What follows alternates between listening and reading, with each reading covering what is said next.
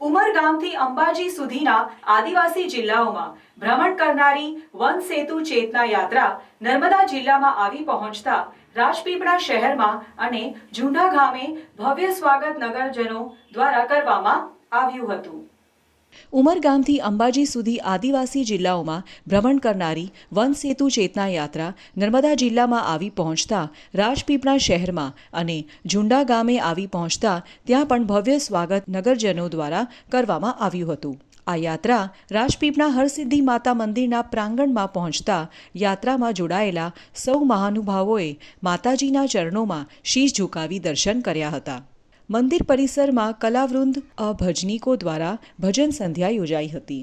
One અને પર્યાવરણ, climate change, જનસંપત્તિ વિભાગના રાજ્યમંત્રી મુકેશભાઈ પટેલ, ભરૂચના સાંસદ મનસુખભાઈ વસાવા, નાંદોડ મત વિસ્તારના ધારાસભ્ય ડૉક્ટર દર્શનાબેન દેશમુખ, પૂર્વ મંત્રી મોતીસિંહ વસાવા, નાયબ વન સંરક્ષણ નીરજકુમાર અને મિતેશભાઈ પટેલ ઉપસ્થિત રહ્યા હતા।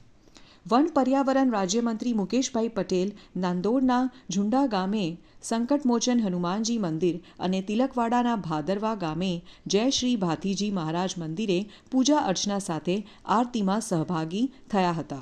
આ પ્રસંગે મંત્રી મુકેશભાઈ પટેલે પ્રાસંગિક ઉદ્બોધન કરતા જણાવ્યું કે ઉમરગામથી અંબાજી સુધીના આદિવાસી જિલ્લાઓમાં ભ્રમણ કરનારી વન સેતુ ચેતના યાત્રાનો નવસારી જિલ્લામાં ઉનાઈથી મુખ્યમંત્રી ભૂપેન્દ્રભાઈ પટેલના હસ્તે શુભારંભ થયો હતો। આ વન સેતુ ચેતના યાત્રાનો ઉદ્દેશ્ય વન વિભાગના કર્મચારીઓ અને આદિવાસીઓનો વન સાથે નાતો જોડી રાખવાનો છે।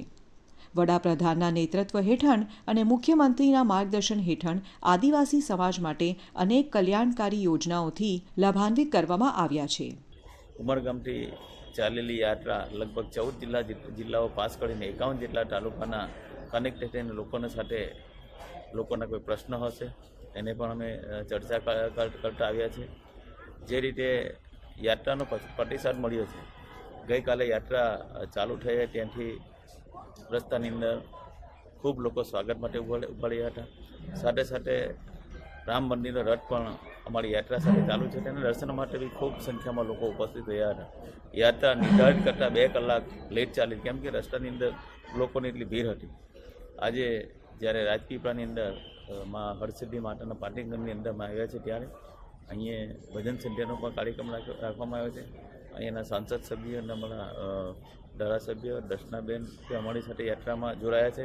જે રીતે યાત્રાનો પ્રતિસાદ મળે છે, ગામે ગામ લોકો આ યાત્રાનું સન્માન કરવા માટે પણ લોકો ઉમટી પડ્યા છે અને યાત્રાનું સમાપન 22 તારીખે માતાજી જમા જગદંબાના પાટણગણની અંદર સમાપન થવાનું છે।